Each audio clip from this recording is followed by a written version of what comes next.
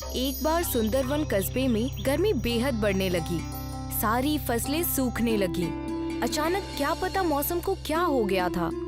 इस बार बरसात के मौसम में भी आसमान से एक भी बूंद पानी नहीं टपकी। सुंदरवन कस्बे के सारे लोग बेहद परेशान थे। आखिरकार इन्हें पानी के लिए दर दर भटकना पड़ रहा था। पता नहीं इस बार इंद्रदेव हमसे क्यों नाराज हैं। बरसात का मौसम खत्म होने वाला है, फिर भी आसमान में कहीं भी काले बादल नहीं नजर आ रहे। मुझे तो लगता है हमारे प्यारे से सुंदरवन गांव को किसी की नजर लग गई है, तभी ये सब हो रहा है। नहीं तो आज तक ऐसे हालात कभी भी देखने को नहीं मिले थे।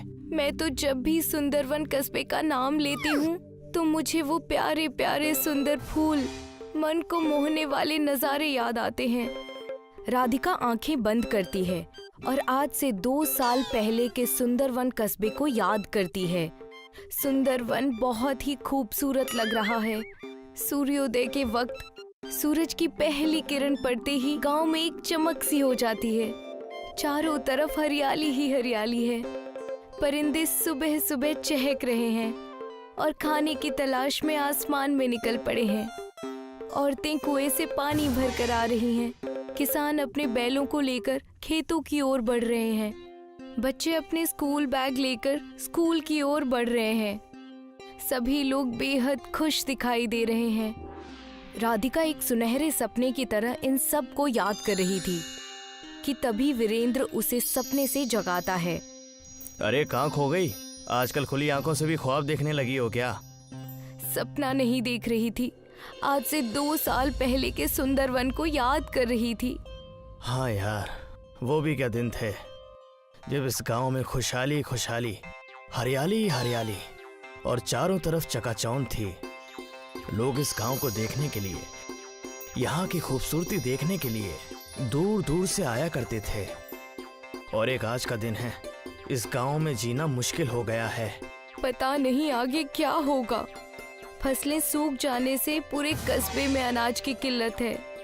किसी के भी घर में इतना राशन नहीं बचा कि वो 1 महीने तक भर पेट खाना खा सके।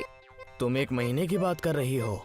हमारे घर में तो ऐसी हालत है कि 1 हफ्ते तक का राशन भी ठीक से नहीं बचा है। मुझे ही पता है कैसे मेरे अब्बू और अम्मी खुद को भूखा रखकर हमारा पेट भर रहे हैं। हे मालिक, हमारी मदद कीजिए, नहीं तो भूख के कारण हमारा ये सुंदरवन शमशान घाट में तब्दील हो जाएगा। मुझे लगता है हमें इस परेशानी को दूर करने के लिए हमें अपने गांव में एक हवन करवाना चाहिए। हाँ, यही सही रहेगा। वीरेंद्र और राधिका कस्बे में जाकर सभी लोगों को हवन के बारे में बताते हैं। सूखे की परेशानी को देखते हुए सभी लोग हवन के लिए तैयार हो जाते हैं। गांव में भगवान के मंदिर के सामने एक बहुत बड़ा हवन किया जाता है। हवन खत्म होने पर इस कस्बे में एक साधु बाबा आते हैं। भिक्षाम देहि माहि। साधु बाबा एक एक करके सबके दरवाजे पर जाते हैं। हे माई, ये साधु कई दिनों से भूखा है, कुछ खाने के लिए दे दो। बाबा, घर में तो कल रात से चूल्हा नहीं जला है। मैं एक दिन छोड़कर एक दिन खाना बनाती हूँ क्योंकि घर में उतना राशन ही नहीं है। ये सुनकर साधु बाबा जैसे ही उस घर से निकलने लगते हैं, वो औरत उन साधु बाबा को आवाज लगाती है, रुक जाइए बाबा, आप मेरे घर से खाली हाथ नहीं जा सकते। और वो औरत घर में जो भी राशन बचा है वो साधु बाबा की झोली में डाल देती है। ऊपर वाला तुम्हारा ख्याल रखे और तुम्हारी सारी मुसीबतों को दूर करे। साधु उस औरत को ढेर सारी दुआएं देकर और भिक्षा लेकर वहाँ से दूसरे घर की ओर चले जाते हैं। साधु को एक कुटिया दिखाई देती है जिसमें एक खानदान खाना खा रहा होता है। भिक्षाम देहि। साधु की आवाज सुनकर खानदान का मुखिया बाहर आता है और उन्हें अपने हिस्से का खाना दे देता है। साधु उस मुखिया के हिस्से की 1 रोटी खाते हैं, पर उससे उनका पेट नहीं भरता। साधु के चेहरे पर खुशी न देखकर खानदान का मुखिया घर के अंदर जाता है और अपनी बीवी का खाना लाकर भी साधु बाबा को दे देता है। साधु बाबा ये 1 रोटी और खा लेते हैं, पर इससे भी उनका पेट नहीं भरता। हे नेक इंसान, तुमने ये अधूरा खाना खिलाकर मेरी भूख को और भी ज्यादा बढ़ा दिया है। ये लीजिए बाबा, आप मेरा भी खाना खा लीजिए। ये लीजिए साधु बाबा, आप मेरे हिस्से का भी खाना खा लीजिए और अपनी भूख मिटा लीजिए। साधु बाबा ये सारा खाना खा लेते हैं और इस खानदान की सेवा भक्ति को देखकर इन्हें ढेर सारी दुआएं देते हैं। हे नेक इंसान, मैं तुम्हारी इंसानियत और नेक दिली देखकर बहुत खुश हुआ और दंग रह गया हूँ। तुमने और तुम्हारे खानदान ने खुद को भूखा रखकर आज मेरा पेट भरा है। ऊपर वाला तुम्हारा ख्याल रखे, तुम्हारी सारी मुसीबतों को दूर करे। साधु बाबा इन्हें दुआएं देकर अगले दरवाजे की ओर बढ़ते हैं। ऐसा करते करते साधु बाबा पूरे सुंदरवन कस्बे में घूमते हैं और भिक्षा मांगते हैं। देखते ही देखते शाम हो जाती है और साधु बाबा उस गांव से चले जाते हैं। कस्बे के सभी लोगों के पास जो भी कुछ था वो सब कुछ उन्होंने साधु बाबा को दान में दे दिया। अब किसी के पास अगले दिन खाने के लिए एक निवाला भी नहीं बचा था। पर जैसे ही सुबह होती है और सूरज निकलता है तो सुंदरवन कस्बे के नजारे को देखकर सभी लोग हैरान रह जाते हैं, क्योंकि कस्बे के एक तरफ से पानी की नदी और दूसरी तरफ से चावल की नदी बहने लगी है। हाँ, ये तो सचमुच में ईश्वर की कृपा हो गई गांव पर। सभी कस्बे वालों ने एक नदी से पानी और दूसरी नदी से चावल लिए और कस्बे में एक बहुत बड़ी दावत रखी गई।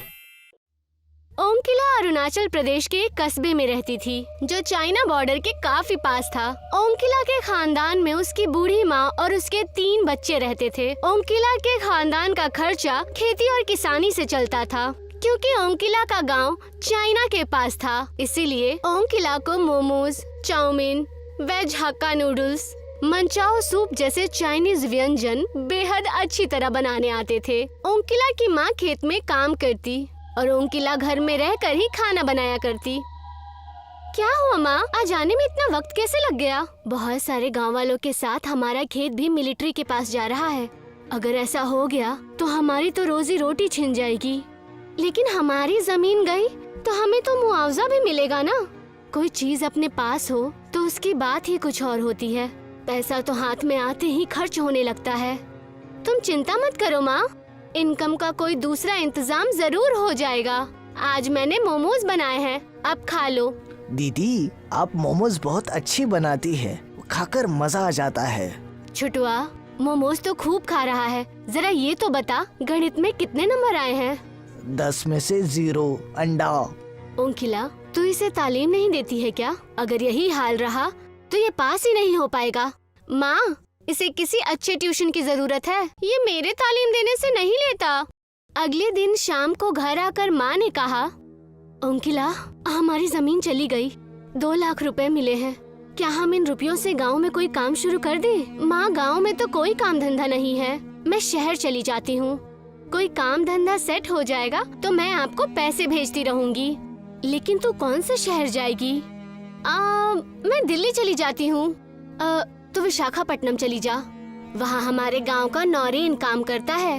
परदेश में किसी जान पहचान के व्यक्ति से बेहद सहायता मिल जाती है। ओंकिला आंध्र प्रदेश में समुद्र के किनारे बसे शहर विशाखापट्टनम पहुँची और अपने गांव के लड़के नौरेन से मिली। मैं यहाँ काम की तलाश में आई हूँ, तुम मुझे यहाँ पर काम दिलवा दो। तुम्हें क्या आता है? मैं सारे चाइनीज फूड बना लेती हूँ। मैं जिस रेस्टोरेंट में काम करता हूँ वहाँ एक मोमोज बनाने वाली की जरूरत है, मैं उनसे बात करता हूँ। नौरेन ने रेस्टोरेंट के मालिक विष्णु से बात की और ओंकिला को मोमोज बनाने का काम मिल गया। रेस्टोरेंट समुद्र के किनारे पर ही था। लोग बीच पर घूमने आते और दावत का लुत्फ उठाते। ओंकिला के हाथ के लजीज मोमोज लोगों को बेहद पसंद आ रहे थे। रेस्टोरेंट के मालिक विष्णु की कमाई दिन दुगनी रात चौगनी बढ़ रही थी, लेकिन कमाई बढ़ने के साथ विष्णु अपने बावर्चियों की तनख्वाह नहीं बढ़ा रहा था। वो ओंकिला को केवल 10,000 देता था। ओंकिला के लिए बचत करना और अपने घर पैसे भेजना बेहद मुश्किल हो रहा था। मुझे यहाँ आए हुए 6 महीने हो गए। मैं घर पर मुश्किल से 8-10 हजार रुपए ही भेज पाई हूँ। माँ के लिए घर चलाना बेहद मुश्किल हो रहा होगा। अगले दिन ओंकिला ने रेस्टोरेंट के मालिक से कहा, मालिक मेरी सैलरी 15,000 कर दीजिए, मैं घर पर पैसे नहीं भेज पा रही हूँ। तो मैं क्या करूँ? मैंने क्या तुम्हारे परिवार को पालने का ठेका ले रखा है? मैंने तुम्हें काम दिया है, यही मेरा तुम पर बहुत बड़ा एहसान है। सैलरी नहीं बढ़ेगी, जाओ अपना काम करो। उस समय ओंकिला के पास कोई दूसरा रास्ता नहीं था, इसीलिए उसने रेस्टोरेंट में काम करना जारी रखा। रेस्टोरेंट के पास अक्सर एक कुत्ता आया करता था।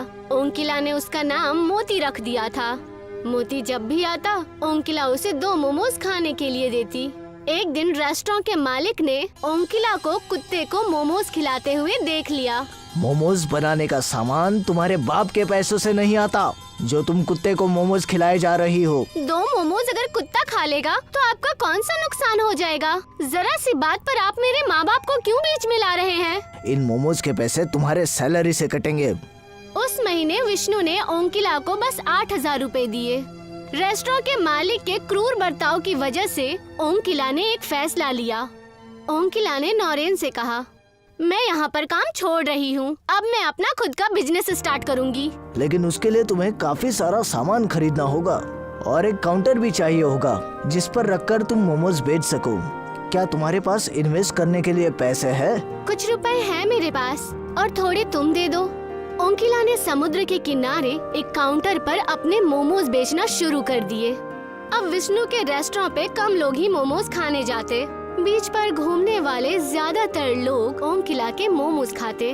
ओंकिला अब लगभग 20,000 रुपए महीने कमाने लगी थी। विष्णु को ओंकिला के काउंटर पर भीड़ लगी देखकर चिंता होने लगी। अभी तक तो केवल मेरे रेस्टोरेंट पर ही चाइनीज फूड बिकता था, लेकिन इस लड़की ने तो मेरा धंधा ही बंद करवा दिया। किसी दिन ये मेरी तरह रेस्टोरेंट भी खोल सकती है। कांटों का पेड़ बड़ा हो उससे पहले ही उसे उखाड़ देना उचित है। विष्णु एक दिन ओंकिला के पास जाकर बोला, ओंकिला, मेरे नए वर्कर्स अच्छे मोमोज नहीं बना पा रहे। मैं चाहता हूँ तुम मेरे रेस्टोरेंट में वापस आ जाओ। मैं तुम्हारी सैलरी 2,000 बढ़ा दूंगा। नहीं सर, अब मैं 20,000 कमाती हूँ, मुझे अब आपके रेस्टोरेंट में काम करने की जरूरत नहीं है। तो तुम अपना धंधा मेरे रेस्टोरेंट से कहीं दूर शिफ्ट कर लो। क्यों कर लूँ? क्या बीच की सारी जमीन आपके पिताजी की है? ओंकिला के मुंह से उल्टा जवाब सुनकर विष्णु का खून खौलने लगा। आप मोमोज के अलावा और भी चीजें बेचते हैं, आप उन्हीं पर फोकस कीजिए। और अगर आप ऐसा नहीं कर पा रहे हैं तो आप अपना रेस्टोरेंट कहीं और शिफ्ट कर लीजिए। अभी तक ये लड़की मुझसे सैलरी मांगती फिरती थी और अब ये मुझे ही जवाब दे रही है। इसके घमंड को चूर चूर नहीं किया तो मेरा नाम भी विष्णु चंद्र देसाई नहीं। उस रात जब ओंकिला अपने रूम पर पहुंची तो 2 आदमियों ने उसे पकड़ लिया। अगर तुमने अपना धंधा विष्णु भाई के रेस्टोरेंट से अलग नहीं किया तो तुम्हारे और तुम्हारे परिवार के लिए ये अच्छा नहीं होगा। हमारी पहुंच अरुणाचल प्रदेश तक है, तुम्हारे परिवार पर भी हमारी नजर है। दोनों आदमी ओंकिला को धमकाकर वहाँ से चले गए।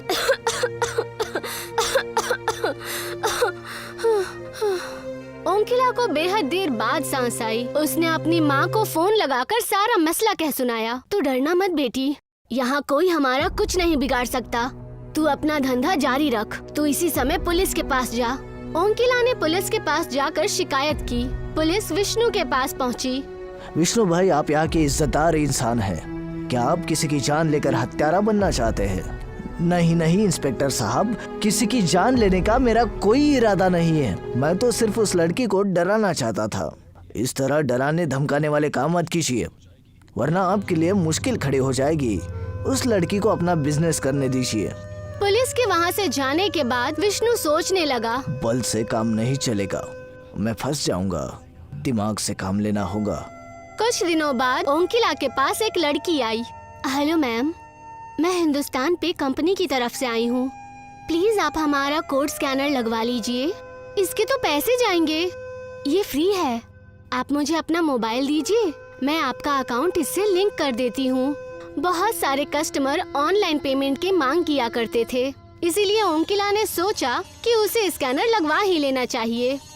ओंकिला ने अपना मोबाइल उस लड़की को दे दिया। वो लड़की एक हैकर थी जिसे विष्णु ने भेजा था।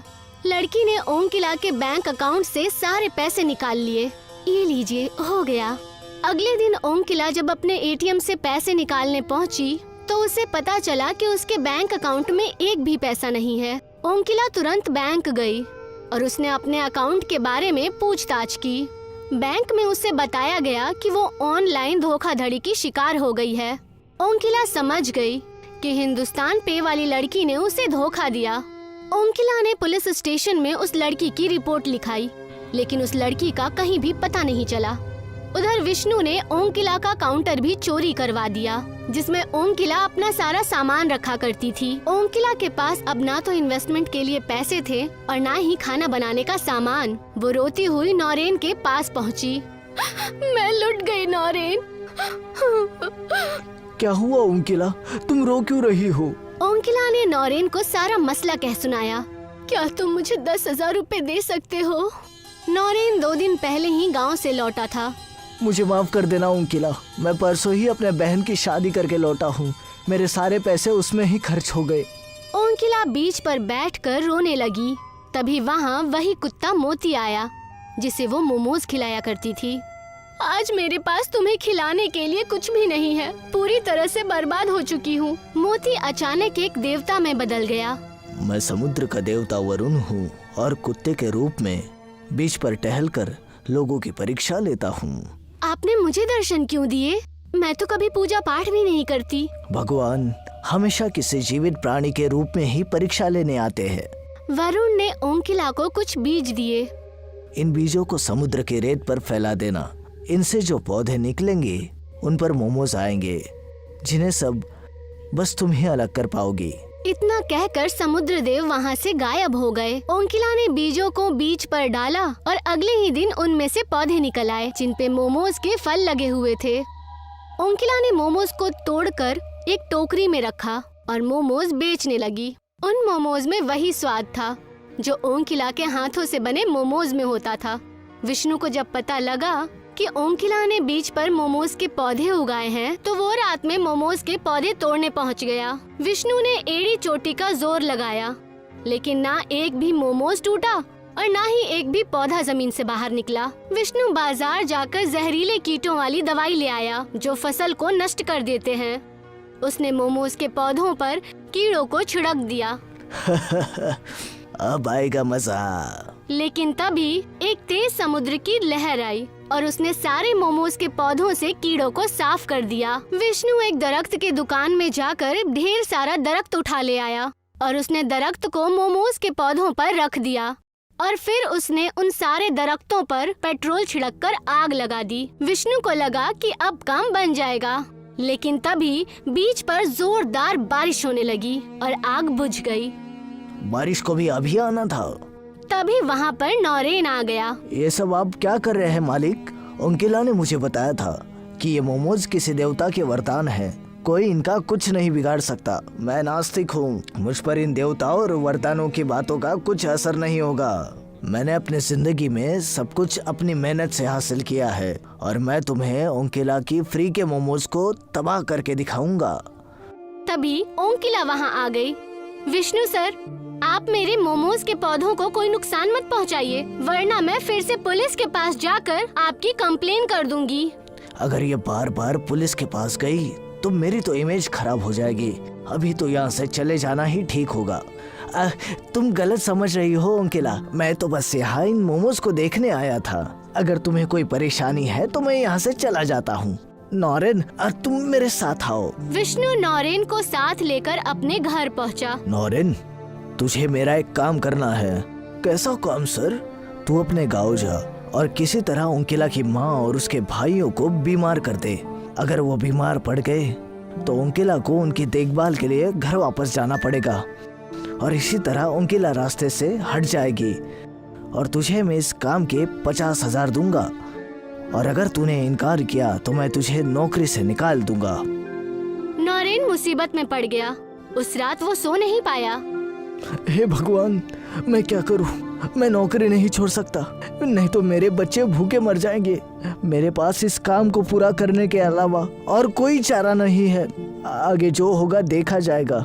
आखिर मैं ये पाप खुद से तो नहीं कर रहा, मैं तो बस मजबूरी में कर रहा हूँ। भगवान मुझे माफ करना। नौरेन अपने गांव गया और ओंकिला के घर मिठाई का डब्बा लेकर पहुंच गया। ओंकिला की माँ नौरेन की मौसी लगती थी। मौसी, मैंने नई मोटरसाइकिल खरीदी है, इसकी मिठाई लेकर आया हूँ।